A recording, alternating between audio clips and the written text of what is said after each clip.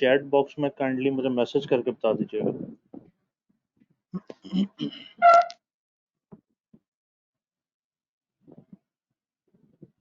चलो नहीं जी, बिस्मिल्लाह करते हैं।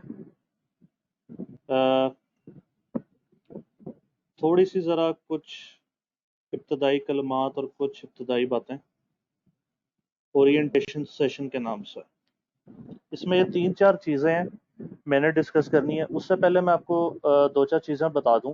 अगर किसी का पहला एक्सपीरियंस है ऑनलाइन क्लास का, तो एक तो आपने काइंडली माइक्स ऑफ रखना है।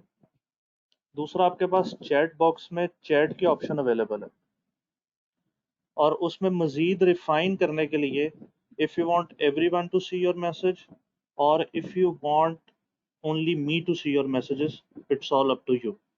तो वहाँ से जैसे भी है आप लोग देख लें। बस एक चीज़ का ख्याल रखना है कि माइक जब तक मैं ना कहूँ तब तक ऑन नहीं करना, इस तरह फिर सारे डिस्टर्ब होंगे। ठीक है जी, तो बिस्मिल्लाह करते हैं। Number 1, purpose of this class.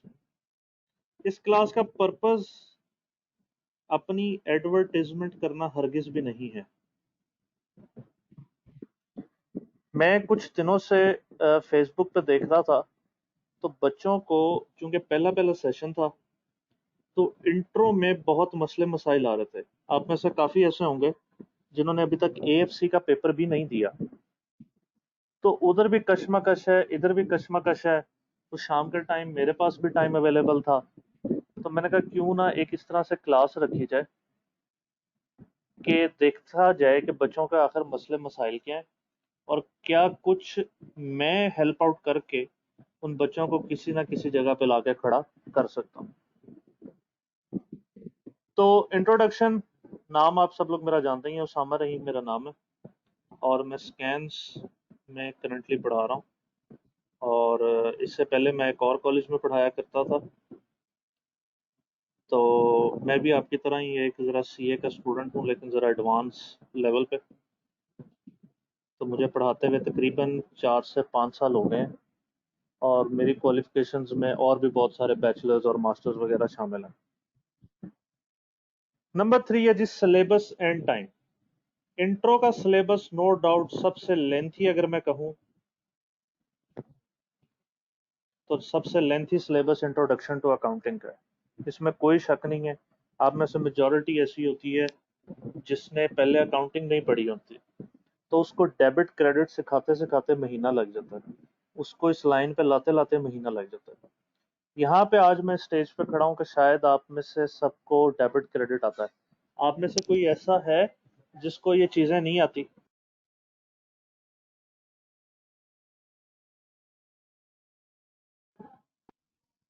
आप में से कोई ऐसा जिसको डेबिट क्रेडिट ना आता हो?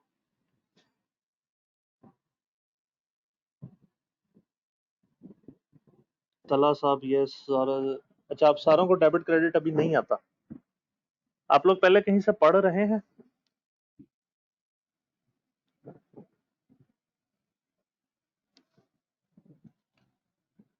आप लोग पहले कहीं से पढ़ रहे हैं इंट्रो वगैरह, या फर्स्ट टाइम यहाँ ज्वाइन किया?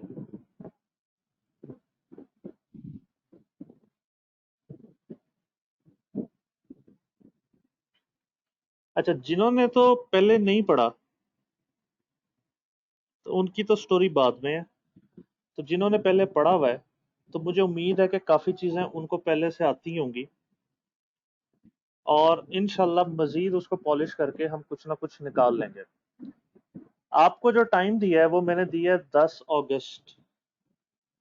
10 या 15 अगस्त तक हम इंशाल्लाह इन चीज़ों को वाइंड अप कर लेंगे। आप लोगों ने पहले टीचर्स से जिनसे पढ़ा हुआ है, हर टीचर का एक पढ़ाने का स्टाइल एक नया होता है, क्योंकि टीचिंग एक आर्ट है, हर बंदा उसको अपने हिसाब से देख के चीज़ें करता है। तो जिस तरह मैं पढ़ाऊंगा, हो सकता है एग्जैक्टली या शायद दूर दूर तक भी वो चीज़ें उस तरह से मैच ना करें, लेकिन इंशाल्लाह मेरी कोशिश ये होगी कि जितने आसान तरीके से आपको चीज़ें समझाई जा सकती हैं वो मैं समझा दूं, जितनी आपको अच्छी और जितनी ज़्यादा प्रैक्टिस कराई जा सकती है वो मैं प्रैक्टिस करा दूं, वाइल मेकिंग इट श्योर कि आप लोगों में इतना कॉन्फिडेंस हो कि हाँ, अगर मैं अब पेपर देने जाऊंगा तो मेरे पास कुछ ना कुछ है और मैं पास होके आऊंगा इंशाल्लाह। तो उसके लिए प्रैक्टिस मटेरियल मेरे पे छोड़ दें, प्रैक्टिस मटेरियल मैं आपको दूंगा। हमारा इस तरह से स्केड्यूल बना करेगा कि हम एक आधा सवाल क्लास में किया करेंगे और एक आधा होमवर्क में दिया करूंगा। इस तरह आराम से मैनेज करके हम लोग इंशाल्लाह पूरा पूरा सिलेबस कवर कर लेंगे, क्योंकि अभी भी हमारे पास टाइम बहुत है। नो डाउट थोड़ा पेस और स्पीड थोड़ी ज़्यादा हो सकती है, लेकिन that's nothing to worry about. Practice material आप मेरे पे छोड़ दें, मैं आपको व्हाट्सएप ग्रुप में शेयर करता रहूँगा साथ साथ। आप लोग उसका प्रिंट ले लीजिएगा या सॉफ्ट में देख लीजिएगा। ठीक हो गया? तो बेसिक्स अगर आप लोगों की आते हैं, अगर किसी को डेबिट क्रेडिट का मसला नहीं है, तो फिर तो ये मेरे लिए भी आसानी है और आप लोगों के लिए भी आसानी इस तरह से है कि हमारा टाइम बचेगा and we can focus on the things that are more difficult and that are more conceptual to understand. आखिरी चीज, मोड ऑफ टीचिंग। बेटा ये ऑनलाइन क्लास हुआ करेगी डेली 8 से 9 बजे तक। देखेंगे अगर कुछ मैनेज हो सका तो टाइम आगे पीछे कर लिया जाएगा। ऑनलाइन लेक्चर अवेलेबल होगा रिकॉर्डेड फॉर्म में, वो कब अवेलेबल होगा मैं आपसे कमिट कोई नहीं करता, लेकिन इंशाल्लाह with in 24 hours of end of class मैं आपके साथ आप लोगों के आपके व्हाट्सएप ग्रुप्स में शेयर करके आपको एक मैसेज ड्रॉप कर दिया करूंगा कि आज का लेक्चर मैंने अपलोड कर दिया है। मैं सोच रहा हूँ कि उसको एक यूट्यूब चैनल पे अपलोड कर दूं ताकि आप लोगों की कन्वीनियंस हो, किसी भी टाइम आप लोग देख सकें। तो बहरहाल ये एक सेकेंडरी चीज़ है, लेकिन make sure to take online class in addition to the recorded. ये ना हो गया अब आप कहें जी ठीक है जी रिकॉर्डेड लेक्चर मिलेगा तो हम रिकॉर्डेड लेक्चर सुन लेंगे। आपके पास यहाँ पे ऑप्शन अवेलेबल है मेरे से क्रॉस क्वेश्चनिंग करने की।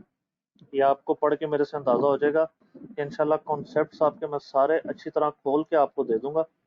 और फिर मैं अगर आपको कोई भी सवाल दे दूं, इवन के आई कैप के किसी पास पेपर का कोई सवाल दे दूं, तो आप इंशाल्लाह इंशाल्लाह उसको 90 टू 95 और कई सवाल तो ऐसे होंगे जो आप 100% कर सकेंगे। ठीक हो गया जी?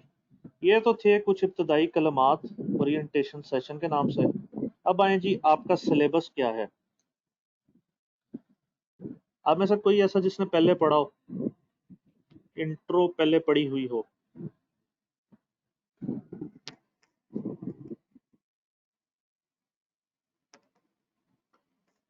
तो मेजोरिटी कुछ ना कुछ पढ़ रही है। ठीक हो गया जी, मेजोरिटी कुछ ना कुछ पढ़ रही है। तो ये टोटल एक आपका सिलेबस है जिसमें तकरीबन 15-16 टॉपिक्स हैं। ठीक है, तो 16-17 के करीब टॉपिक्स हैं आपके। मैंने उसमें से मोटे मोटे ये लिख दिए हैं, ये इस सीक्वेंस में लिखे हैं जिस सीक्वेंस में हम लोग करेंगे। सबसे पहले बैंक रिकंसिलिएशन वाला चैप्टर हम कवर करेंगे, फिर इन्वेंट्री। इन्वेंट्री के ना 2-3 पार्ट्स हैं, तो पहले हम पार्ट 1 करेंगे, फिर जब हम ज़रा बड़े हो जाएंगे, हमारे कॉन्सेप्ट्स अच्छी तरह क्लियर हो जाएंगे, तो इसमें कुछ डिफ़िकल्ट चीज़ें हैं वो हम फिर पार्ट 2 इंशाल्लाह कुछ दिनों बाद सेम डेप्रिसिएशन में होगा। डेप्रिसिएशन का पार्ट 1 हम कर लेंगे, लेकिन जैसे हम थोड़े से इंट्रो में बड़े हो जाएंगे तो चीज़ें हमें ज़रा अंडरस्टैंडिंग करना आसान हो जाएंगी उन चीज़ों की, तो हम पार्ट 2 कुछ अरसे बाद इसको करेंगे। फिर बैड एंड डाउटफुल डेट्स वाला चैप्टर करेंगे, फाइनल अकाउंट्स वाला चैप्टर है accounting equation, control account and day books, rectification of errors, partnership और थ्योरी। कुछ टॉपिक्स हैं जो इसी में मर्ज हो जाएंगे, जिस तरह एक्रूवल एंड प्री पेमेंट्स वाले छोटे मोटे टॉपिक हैं, वो इन्हीं में कहीं ना कहीं कुछ चैप्टर कराने से पहले मैं आपको सिखा दूंगा। पेपर पैटर्न की अगर बात की जाए तो जिन्होंने तो पहले पेपर दिया है वो मेरे से ज़्यादा बेहतर जानते हैं, और जो देंगे उनके लिए ये नई चीज़ है। आपके पेपर में 2 सेक्शन है, सेक्शन ए और सेक्शन बी। सेक्शन ए आपका होगा ऑलमोस्ट 40 मार्क्स का, पिछली दफ़ा कुछ 37 मार्क्स का था, उससे पिछली दफ़ा 39 मार्क्स का था, और जो बाकी नंबर बच जाएंगे 60 टू 70 मार्क्स का आपका सेक्शन बी का पेपर होगा विदाउट एनी चॉइस। आई कैप के पेपर में सवाए इकोनॉमिक्स के किसी चीज में चॉइस नहीं होती। सेक्शन ए आपका, जिस तरह अगर आप लोगों ने एफएससी वगैरह मैट्रिक किया तो उसमें शॉर्ट आंसर्स का सेक्शन होता था, ये उस तरह से है। इसमें छोटे छोटे सवाल होंगे और मैक्सिमम सवाल जो होंगे वो 8 नंबर तक के होंगे। 8 नंबर से बड़ा इस सेक्शन में कोई सवाल नहीं होगा। तो ये वो सेक्शन है जहां पे आप मैक्सिमम चीजें अपनी कवर कर सकते हैं। आपके पेपर में एमसीक्यूज भी आने हैं और वो 10 से 12 नंबर के एमसीक्यूज आने हैं, वो भी इसी सेक्शन ए में होंगे। तो छोटे छोटे सवाल इंक्लूडिंग एमसीक्यूज सेक्शन ए में होंगे और बाकी जो स्टैंड अलोन बड़े क्वेश्चन बच जाते हैं, मैं आपको बता दूं, एक फाइनल अकाउंट में से बड़ा सवाल आता है, एक पार्टनरशिप में से आता है। ये दो लाजमी सवाल हैं जो बड़े बड़े आते हैं और ये 20-20 नंबर के तकरीबन 20, 22, 18, 19, 20 इस तरह से आते हैं। तो इस तरह से करके आपका पेपर जो है वो टोटल 100 मार्क्स का बनना है, जिसमें से आपने 50 लेने हैं पास करने के लिए। और हमने 50 लेने हैं, 0 से शुरू करके 50 इकट्ठे करने। हमने 100% पेपर सॉल्व करना है। ये जो बच्चे रह जाते हैं ना, ये ध्यान से सुने, जितने भी अब तक मेरे बच्चों से बात होती है कि सर पेपर नहीं पूरा हुआ, टाइम मैनेज करना है, 100% पेपर सॉल्व करना है। आपने थोड़ा थोड़ा करके 0 से शुरू करना और जंप करके 50 पे आना है। इंशाल्लाह आपका पेपर कहीं नहीं जाएगा। क्लियर है जी? चलें फिर आज इब्तदा करें अपने पहले पहले लेसन की। अच्छा, आप लोग रजिस्टर या कोई नोट्स वगैरह इसके बना लें अलहदा से, ताकि आपको अगर रिवीजन करने में अगर यहाँ से कोई चीज़ आसान लगे तो यहाँ से रिवाइज कर लें। अगर आपके पास ऑलरेडी कोई नोट्स अवेलेबल हैं, अगर वहाँ से आसान लगे तो वहाँ से पढ़ लीजिएगा। तो हेडिंग दें अकाउंटिंग हेड्स की। बताएं जी कितने अकाउंटिंग हेड्स होते हैं?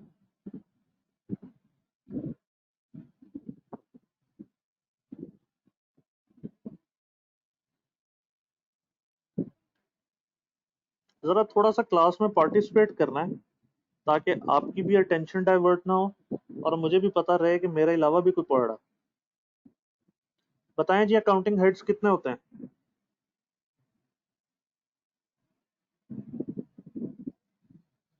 हमारे पास 5 तरह के अकाउंटिंग हेड्स होते हैं। तला साहब, दो कौन से होते हैं? अच्छा, दो के नाम बताएं। तला साहब, तला जी, 5 होते हैं। एसेट्स, ऊंची ऊंची घर भी बोलते रहें ताकि घर वालों को भी पता लगे आज तो बड़ी पढ़ाइयाँ हो रही हैं रात के 9 बजे। Assets, expenses, income, liabilities and the last one capital, जिसको हम इक्विटी भी कहते हैं।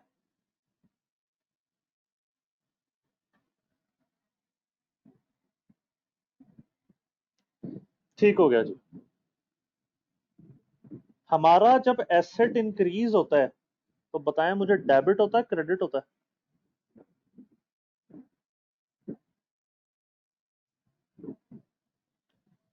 एसेट इंक्रीज होता है तो डेबिट होता है और इसको हम शॉर्ट फॉर्म में डीआर लिखते हैं।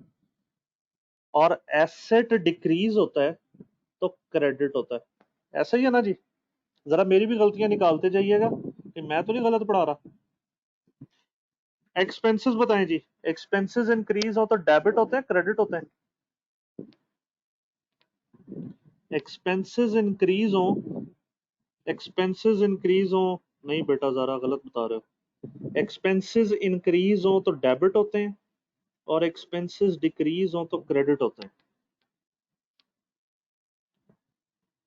नेक्स्ट, इनकम इंक्रीज हो तो क्रेडिट होती है डेबिट होती है? इनकम इंक्रीज हो तो, बिल्कुल ठीक है जी, इनकम इंक्रीज हो तो क्रेडिट होती है और इनकम डिक्रीज हो तो डेबिट होती है। लाइबिलिटीज इंक्रीज हो तो क्रेडिट होते हैं डेबिट होते हैं? लाइबिलिटी इंक्रीज हो तो क्रेडिट होती है और लाइबिलिटी डिक्रीज हो तो डेबिट होती है। कैपिटल इंक्रीज हो तो डेबिट होता है क्रेडिट होता है? कैपिटल इंक्रीज हो तो क्रेडिट होता है और कैपिटल डिक्रीज हो तो डेबिट होता है। बिल्कुल ठीक है जी। हेडिंग दें एसेट्स और एक डेफिनेशन लिखें एसेट्स होते क्या।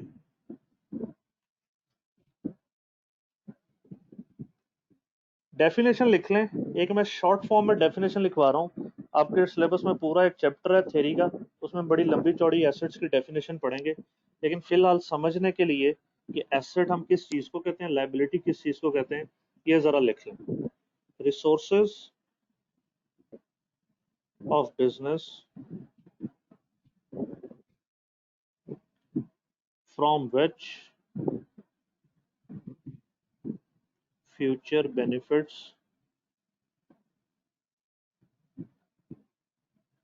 Are expected. बिजनेस के ऐसे रिसोर्सेज जिनसे हमें फ्यूचर में कोई ना कोई बेनिफिट मिलेगा, वो हमारा क्या कहलाता है, एसेट। एग्जाम्पल लिखें, बताएं जरा कोई एसेट की एग्जाम्पल तो बताएं। क्या आपकी जेब में इस टाइम जितने पैसे हैं क्या वो एसेट है?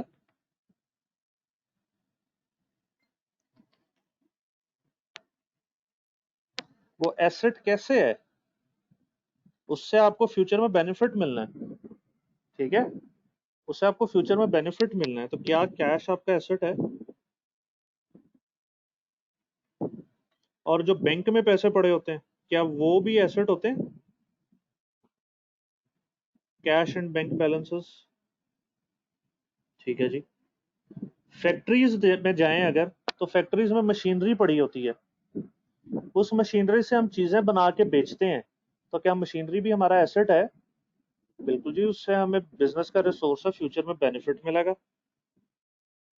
एक पूरा वर्ड सुना होगा आपने, प्लांट एंड मशीनरी।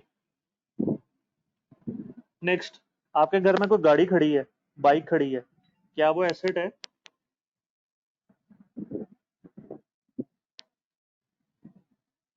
ना जी, वो एसेट, व्हीकल्स। तो ऐसी तमाम चीजें जो हमें फ्यूचर में बेनिफिट देंगी, वो हमारे क्या कहलाते हैं, एसेट्स।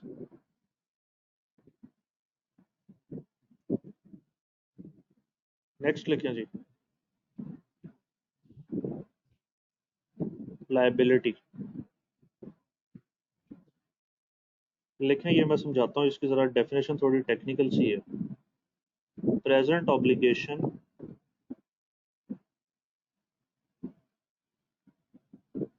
सेटलमेंट ऑफ विच, मेरी राइटिंग समझ आ रही है, results into outflow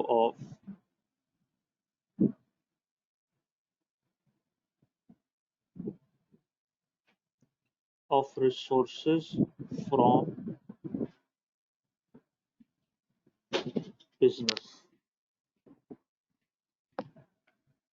present obligation settlement of which results into outflow of resources from business।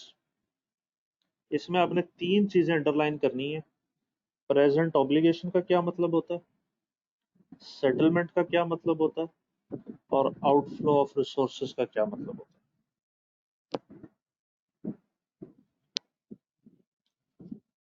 Obligation का मतलब पता है क्या होती है? सिंपल, अगर मैं इंग्लिश में पूछूं इसका कोई सिनोनिम बताएं। एएफसी पढ़ रहे होंगे या पढ़ ली होगी। ऑब्लिगेशन का मतलब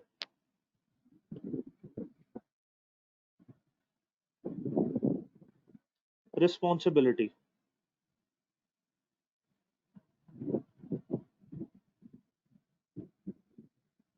सेटलमेंट का मतलब होता है अकाउंटिंग की लैंग्वेज में पेमेंट। और आउटफ्लो ऑफ रिसोर्सेज समझ लें कैश। अब इस डेफिनेशन को मेरे साथ समझ लें। प्रेजेंट ऑब्लिगेशन ये आज की जिम्मेदारी होती है, हमारी रिस्पॉन्सिबिलिटी होती है, सेटलमेंट ऑफ विच जिसकी जब हम पेमेंट करेंगे तो उससे क्या होगा, which results into outflow of resources from business, उससे हमारे बिजनेस का रिसोर्स कम हो जाएगा। एग्जाम्पल समझ लें। लोन फ्रॉम बैंक, आपने अगर बैंक से लोन लिया है, क्या वापस करना है या भाग जाना है?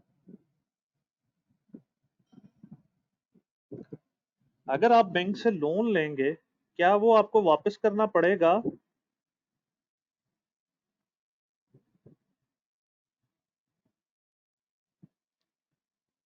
बिल्कुल वापस करना पड़ेगा।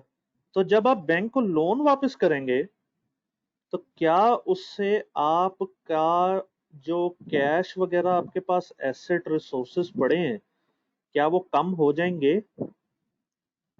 क्या वो आउटफ्लो हो जाएंगे? बिल्कुल हो जाएंगे। आपने बैंक का लोन क्यों वापस किया? वो आपकी प्रेजेंट ऑब्लिगेशन थी। आपने बैंक से लोन लिया था ताकि आप फिल वक्त अपनी वक्ती जरूरतें पूरी कर लें, और बाद में जब आपके पास पैसे होंगे तो आप वापस कर देंगे।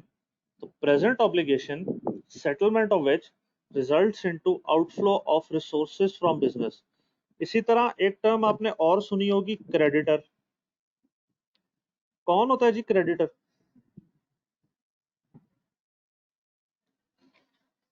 ऐसा बंदा जिससे हमने पैसे लेने होते हैं या जिसको हमने पैसे देने होते हैं?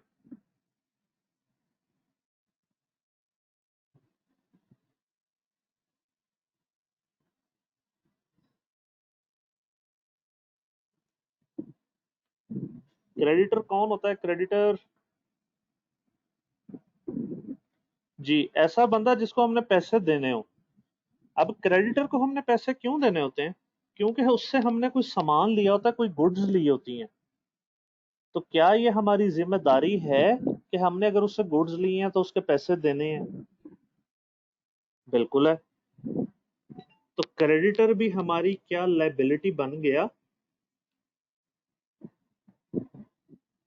बिल्कुल बन गया जी। Next, number 3, income.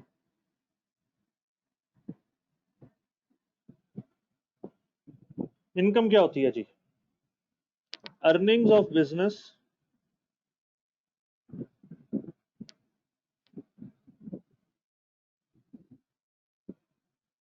From its activities. Business की अर्निंग्स जो वो अपनी एक्टिविटीज करके कमाता है, उसको हम इनकम कहते हैं। जैसे कोका कोला वाले हैं, वो कोका कोला बेच के जो कमाते हैं वो उनकी इनकम है। कॉलेजेस हैं, बच्चों की जो फीस लेते हैं वो उनकी इनकम है। ठीक है, एग्जाम्पल लिख लें, फीस इनकम,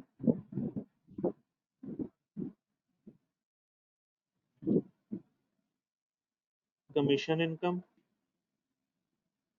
अगर आपने किसी चीज पे कमीशन कमाया है तो वो भी तो आपकी इनकम है। और एक और चीज लिख लें, इंटरेस्ट इनकम। बैंक आपको जो कर्जा देता है वो अल्लाह वास्ते नहीं देता, वो उस पर इंटरेस्ट चार्ज करता है। तो वो इंटरेस्ट बैंक के लिए क्या है? इनकम।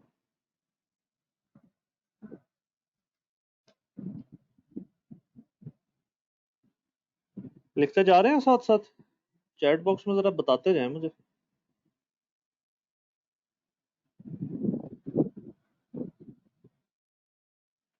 एक्सपेंसेस। एक्सपेंसेस क्या होते हैं जी? आसान सी डेफिनेशन, अमाउंट्स अगेंस्ट विच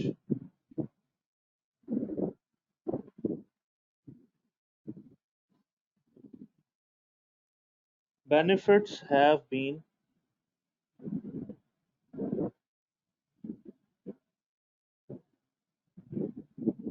obtained। वो अमाउंट जिसके अगेंस्ट आपने बेनिफिट ऑब्टेन कर लिया है वो क्या कहलाता है? एक्सपेंस। मसलन आपने एक बंदा रखा हुआ है, एक अपने पास एम्प्लॉय रखा हुआ है, उससे सारा महीना आप लोग काम कराते हैं, और साल के एंड, महीने के एंड पे उसको आप उसकी सैलरी दे देते हैं। तो क्या जो आप उसकी सैलरी दे रहे हैं, क्या आपने उससे काम करवा लिया है सारा? आपने पहले बेनिफिट कंज्यूम किया, फिर आपने उसको सैलरी दी। एक चीज और, आप लोगों के घरों में बिजली वगैरह के यूटिलिटी बिल्स वगैरह आते हैं। आप लोग पहले बिजली कंज्यूम करते हैं, फिर मंथ एंड पे मीटर रीडर आता है, वो रीडिंग नोट करके जाता है, और फिर कुछ दिनों बाद आपको बिल दिया जाता है। इसमें ऑब्वियसली एडवांस का केस भी हो सकता है, लेकिन फिलहाल बेसिक्स। इसी तरह टेलीफोन होता है। आप टेलीफोन पूरा महीना यूज करते हैं, केबल पूरा महीना यूज करते हैं, पानी आप पूरा महीना यूज करते हैं, और यूज करने के बाद आपको बिल आता है। तो यूटिलिटी बिल्स, सैलरीज, ये सारी एग्जांपल हैं एक्सपेंसेस की। Number 5 and the last, capital.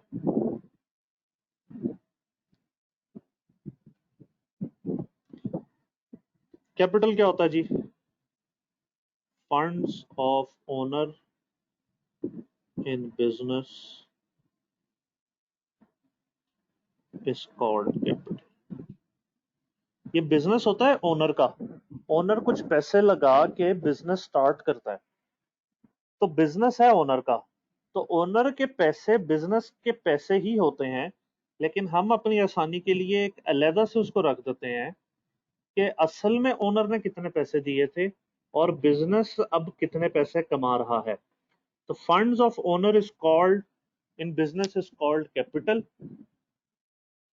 एक इसके नीचे छोटी सी चीज और लिख लें, कैपिटल इंक्लूड्स थ्री थिंग्स। कौन कौन सी जी? Amount invested bye owner,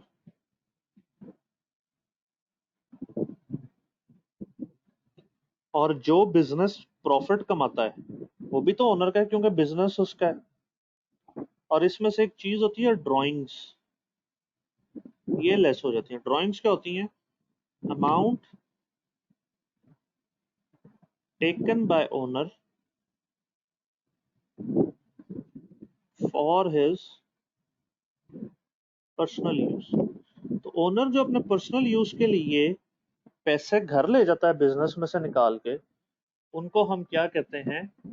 drawings. ठीक है जी, कोई मसला है यहां तक?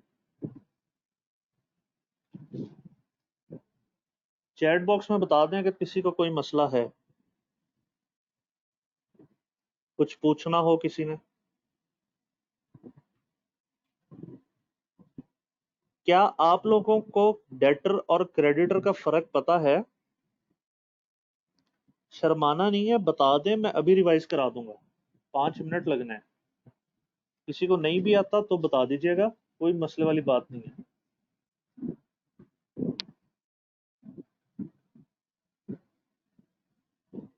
जी पूछें, क्या बता दूं दोबारा?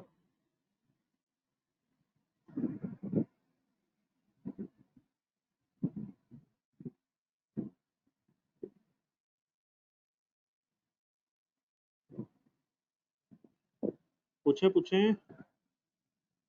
डेटर और क्रेडिटर का फर्क, चलें। ठीक है जी।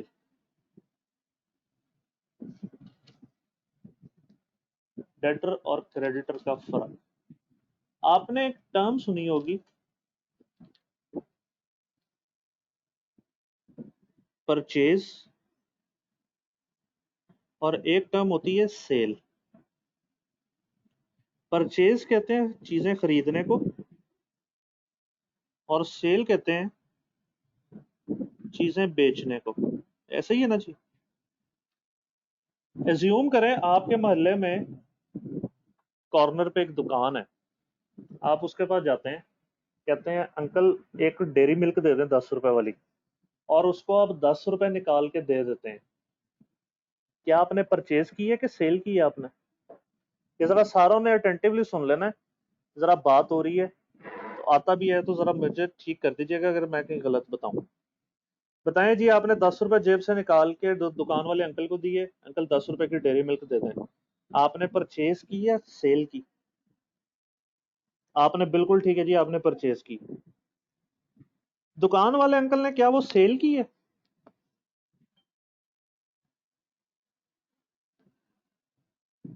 दुकान वाले अंकल की भी सेल है। क्या वो आपने कैश पे परचेज की है या उधार की है?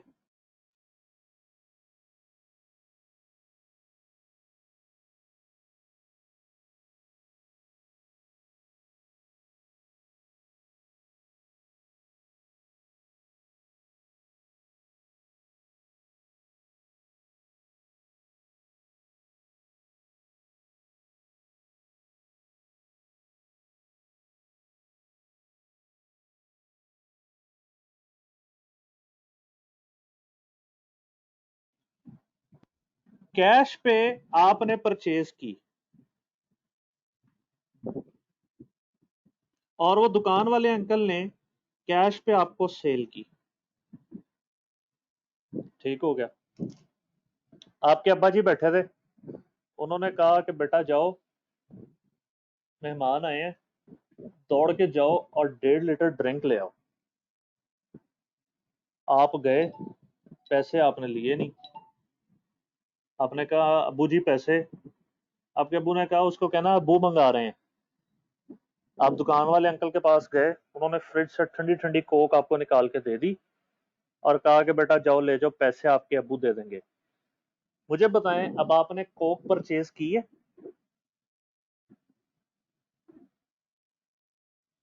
कोक परचेज की है और दुकान वाले अंकल ने कोक दे भी दी है।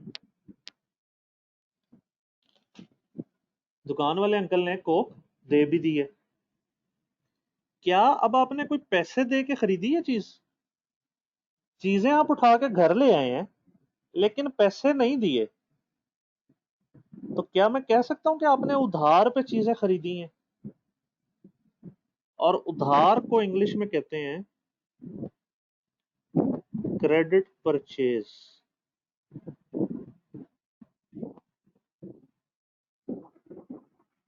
और जो दुकान वाले अंकल ने चीजें आपको दे दी और आपसे पैसे नहीं लिया, उन्होंने सेल तो कर दी, लेकिन उनके लिए वो क्या है? Credit sale. उन्होंने उधार पे आपको बेच दी। अब आखिरी बात मेरी सुन लेनी है। सपोज जी वो कोक कोक थी 100 रुपए की। क्या आपका फर्ज बनता है दुकान वाले अंकल के पैसे देना, आपके या आपके अब्बा जी का? फर्ज बनता है ना? और दुकान वाले अंकल का फर्ज बनता है कि वो आपको कहें कि बेटा पैसे है, आप उस दिन कोक लेके गए थे, वो कहें हाजी साहब आपका बेटा मेरे से कोक लेके गया था, उसके पैसे दे दें।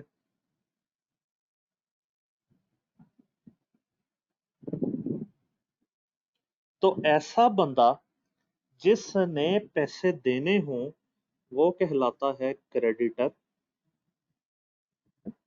पैसे देने वाला, ऐसा बंदा जिसने पैसे देने हो वो कहलाता है क्रेडिटर। और ऐसा बंदा जिसने पैसे लेने हो वो कहलाता है डेटर।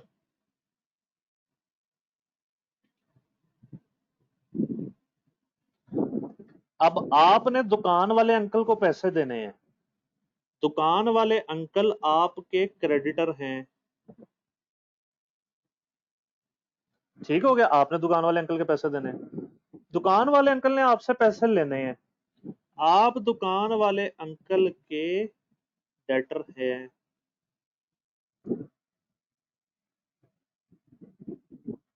तो क्रेडिटर वो बंदा जिसने चीजें तो ले ली हैं लेकिन पैसे नहीं दिए।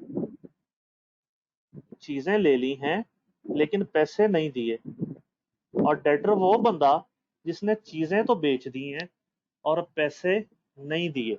क्लियर है यहां तक? एक छोटी सी चीज और, व्हेन इज सेल रिकॉर्डेड? ये दुकान वाले अंकल सेल कब रिकॉर्ड करेंगे? तो लॉ ये कहता है सेल इज रिकॉर्डेड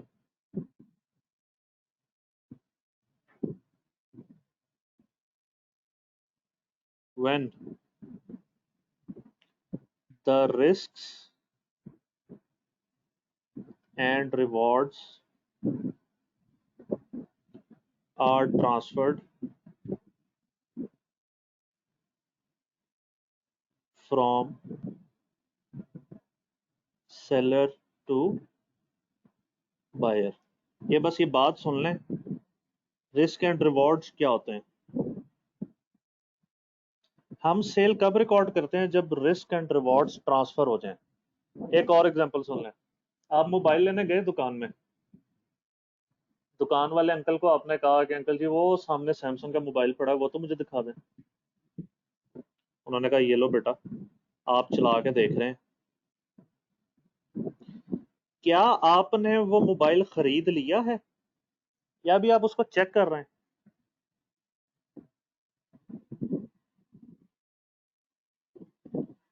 आपने अभी खरीदा नहीं है वो मोबाइल, आप अभी उसको चेक कर रहे हैं। दुकान में चोर आ जाते हैं, तो चोर आप वाला मोबाइल भी छीन के ले जाते हैं, आपके हाथ में जो होता है वो भी ले जाते हैं, बाकी भी सामान ले जाते हैं।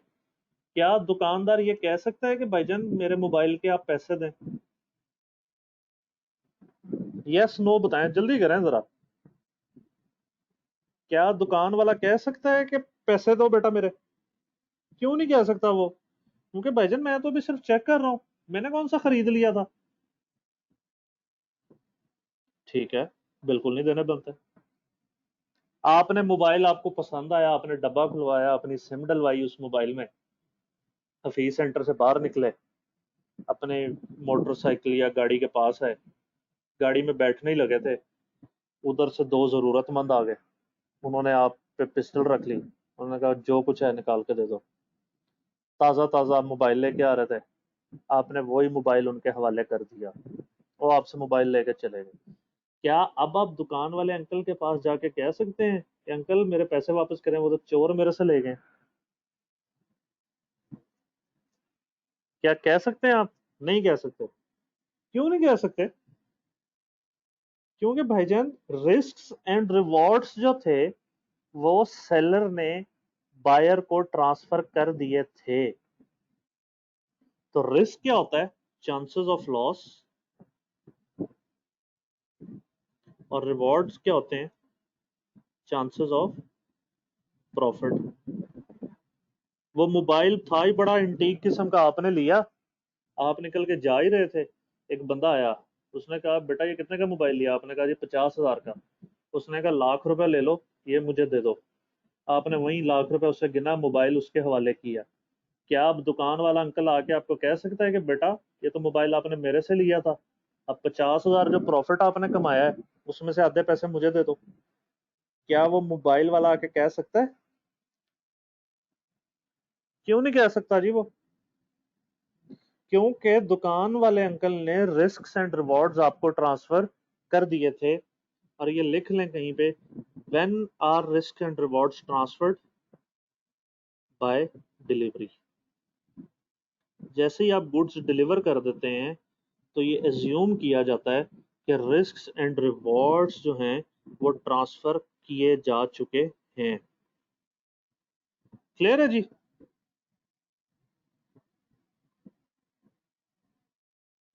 अच्छा जी, एक एग्जांपल और सुन लें जी। एक बच्चा कह रहा है जी एग्जांपल और दे दें। आपने पिज्जा हट कॉल की, पिज्जा मंगाया, पिज्जा बॉय लेके आया, उसने आपके घर की बेल दी, मैंने कहा सर पिज्जा 1,000 रुपये ले आए। आपने कहा अच्छा मैं लेके आया। आप 1,000 रुपया लेके बाहर गए और वो पिज्जा वाले के हाथ से पिज्जा गिर के नीचे गिर गया, हाथ से छूटा बॉक्स उसका और वो नीचे गिर गया, सारी चीज डब्बे के ऊपर, वो ऐसे ही लग रहा था जैसे नान है। क्या आप वो पिज्जा के पैसे देंगे?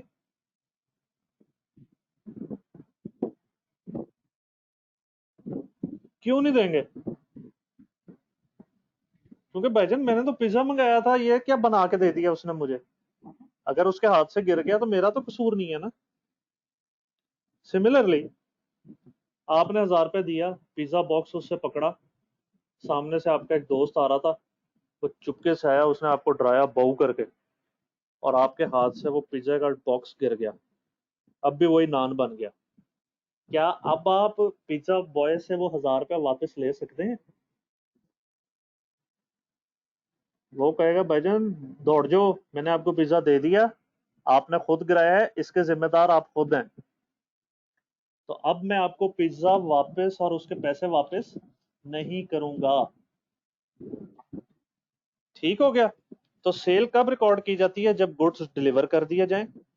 ऐसा बंदा जिसने गुड्स ले ली और पैसे नहीं दिए वो कहलाता है क्रेडिटर, और ऐसा बंदा जिसने पैसे गुड्स बेच दी और अभी तक पैसे नहीं लिए वो कहलाता है डेटर। क्लियर है जी? यहां तक हमारे पास 10-15 मिनट हैं। एक छोटी सी चीज और, अकाउंटिंग इक्वेशन। क्यूएम में बड़ी पड़ी होगी इक्वेशंस। इसी तरह अकाउंटिंग की भी एक इक्वेशन होती है। इक्वेशन लिख लें, capital is equal to total assets minus total liabilities. ये एक इक्वेशन है, ये जरा आपको याद होनी चाहिए। कोई आपसे पूछे जी अकाउंटिंग इक्वेशन क्या होती है, तो आपने उसको बता देना है कि capital is equal to total assets minus total liabilities. ये आपस में रीअरेंज भी हो सकते हैं, पता है ना? अगर मैंने टोटल एसेट्स निकालने हैं तो अब फॉर्मूला क्या बन जाएगा? ये लायबिलिटीज यहाँ सब्ट्रैक्ट हो रही हैं, इज इक्वल टू के उस तरफ जाके ऐड हो जाएंगी, कैपिटल प्लस टोटल लायबिलिटीज। अगर मैंने यहां से टोटल लायबिलिटीज निकालनी है,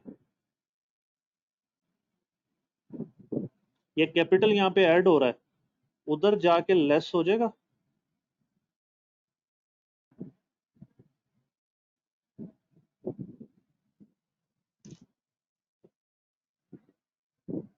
ठीक है जी?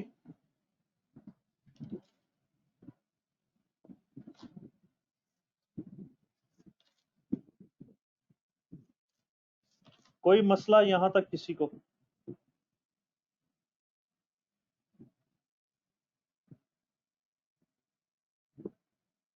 शर्माना नहीं है, बता दें प्लीज, मैं अभी सारा रिवाइज करा दूंगा, नहीं तो फिर मैं आगे चलूं।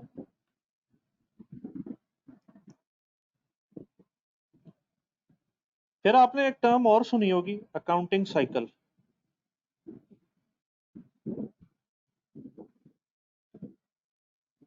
नहीं सुनी तो सुन लें। एक ट्रांजैक्शन हम रिकॉर्ड करते हैं जर्नल में। आपने नाम सुना होगा जर्नल एंट्रीज।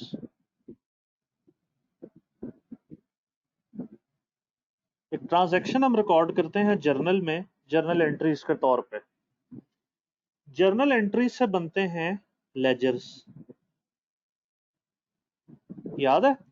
लेजर्स बनते हैं इस तरह। एक टी अकाउंट बना होता है, ये इसकी डेबिट साइड होती है, ये इसकी क्रेडिट साइड होती है। हम इन एंट्रीज को पोस्ट करते हैं लेजर्स में, और फिर लेजर को करते हैं बैलेंस। हमारे पास या तो डेबिट बैलेंस आता है या हमारे पास क्रेडिट बैलेंस आता है।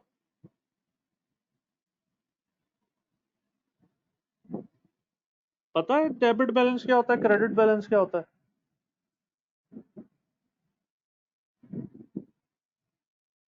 अगर लेजर की क्रेडिट साइड पे क्लोजिंग बैलेंस आ जाए तो वो कहलाता है डेबिट बैलेंस,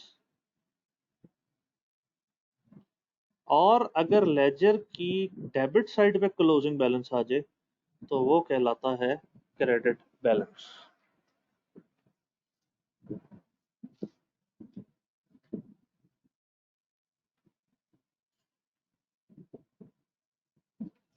ठीक है जी?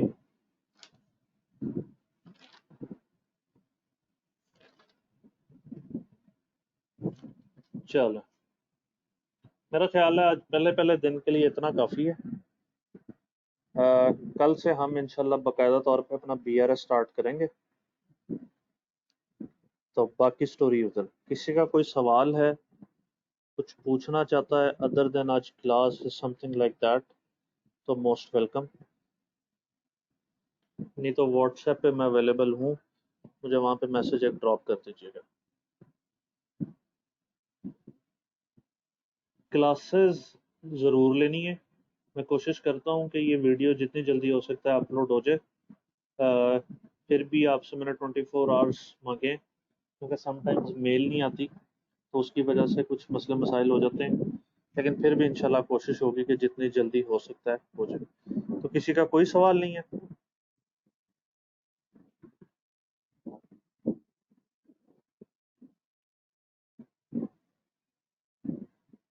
चलें, क्लास को फिर आज यहाँ पे एंड करते हैं।